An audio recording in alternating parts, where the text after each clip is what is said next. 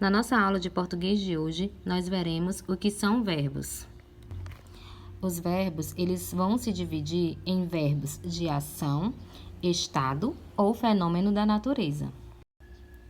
Os verbos de ação, eles revelam algo que está sendo realizado pelo sujeito, como um desejo, uma ação, um acontecimento, etc. Exemplos: jogo bola quando posso. Ajudo minha mãe nos deveres de casa. Dou aula todos os dias. Então, vejam, o que está grifado aí de vermelho são os verbos. Jogo, é uma ação, né? Posso, ajudo, dou. Então, esses aí que estão grifados de vermelho são os verbos que indicam ação. Verbos de estado. São os verbos que indicam uma característica ou um estado. Por exemplo, eu estou, eu sou, eu fiquei, eu vivo, eu permaneci, eu continuei. Então, atentem-se aos verbos aí que estão grifados de vermelho, que eles não estão indicando uma ação, e sim o estado como o sujeito está. Tá certo? Então, verbos de estado, ele está relacionado a como o sujeito está. Geralmente, depois de um verbo de estado, vai vir um adjetivo, certo? No caso aí, eu estou cansada, eu sou feliz, eu fiquei surpresa, eu vivo distraída, eu permaneci confusa, eu continuei fiel. Então, depois dos verbos de estado, vieram adjetivos, que são essas palavras que estão grifadas, né, de verde. Grifadas não, que estão escritas de verde. Verbos que indicam fenômenos da natureza. Como o próprio nome já diz, esse tipo de verbo vai indicar um fenômeno da natureza. Então, ele não está relacionado, gente, com o sujeito. Verbos de ação e estado estão relacionados com o sujeito. E fenômeno da natureza é um fenômeno da natureza.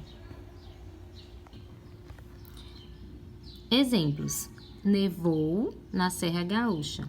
Ontem choveu o dia inteiro. Venta muito em Itajubá, cidade do sul de Minas.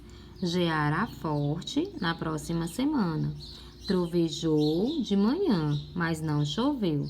Então, vejam aí, essas palavras que estão escritas de verde, todas elas estão relacionadas a fenômenos da natureza. Portanto, verbo que indica fenômeno da natureza. Em relação ao tempo, o verbo ele está dividido em passado, que é algo que já aconteceu, em presente, que é algo que está acontecendo no momento, e futuro, que é algo que ainda irá acontecer. Por exemplo, o verbo cantar. No passado, eu digo cantei. No presente, eu digo canto. No futuro, eu digo cantarei. Porque passado indica algo que aconteceu, presente, algo que está acontecendo, futuro, algo que ainda vai acontecer. Agora, quando o verbo ele não está nem no passado, nem no presente e nem no futuro, nós dizemos que o verbo está no infinitivo, que é a forma normal do verbo. É o verbo sem estar conjugado. Esses verbos, quando eles estão no infinitivo, eles vão ser definidos em primeira conjugação, em segunda conjugação e em terceira conjugação. A primeira conjugação são os verbos que terminam em AR. Pular, cantar, falar, olhar. Os verbos da segunda conjugação são os que terminam em ER. Beber, correr, aprender, escrever.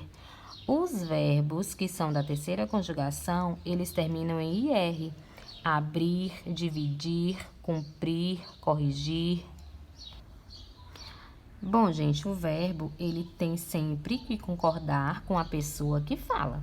Isto é, ele vai concordar com o sujeito, tá certo? O verbo estudar no futuro, por exemplo, né? Eu não posso dizer nós estudarei a noite inteira. E sim, nós estudaremos a noite inteira, porque assim o verbo está concordando com o sujeito. E nesse próximo exemplo, como é que deve ficar? Eles estudaram a noite inteira. Estudaram, aí tem algo de errado, né? Porque no futuro eu não uso am, eu uso am apenas no passado. O correto seria eles estudarão a noite inteira, terminando com a OTIL.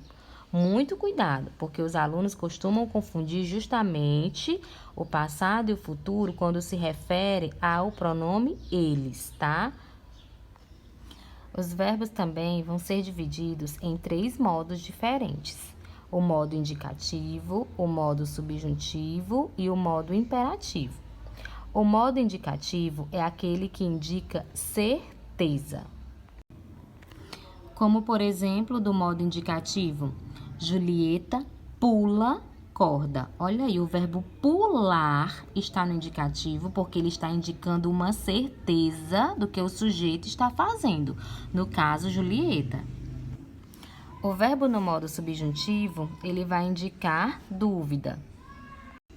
Como exemplo, nós temos aí, talvez ela pule corda. Então, o verbo pular, aí está conjugado, né, no modo subjuntivo. Pule, talvez, sempre no modo subjuntivo, gente, vai vir um conectivozinho para auxiliar essa dúvida, essa incerteza. Já o modo imperativo, ele vai indicar uma ordem. Exemplo, Julieta, vá pular a corda. Então, quando eu digo vá, eu estou indicando uma ordem. O imperativo, ele também pode ser um conselho ou um pedido.